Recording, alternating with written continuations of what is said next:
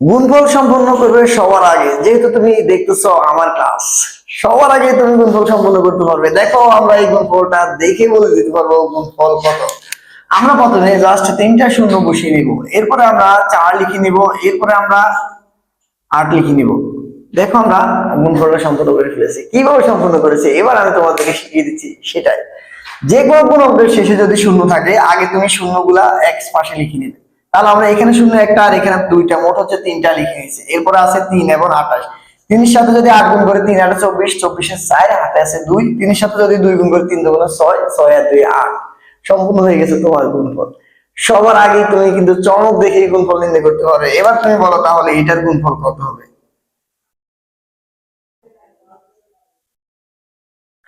রয়ে গেল তোমার জন্য সম্পূর্ণ করে এই কমেন্ট বক্সে জানিয়ে দেবে তোমার উত্তর। যদি ভালো লাগে তাকে অবশ্যই চ্যানেলটি সাবস্ক্রাইব করবে এবং বেল আইকন প্রেস করে নোটিফিকেশন অন করে দিবে। ধন্যবাদ সবাইকে।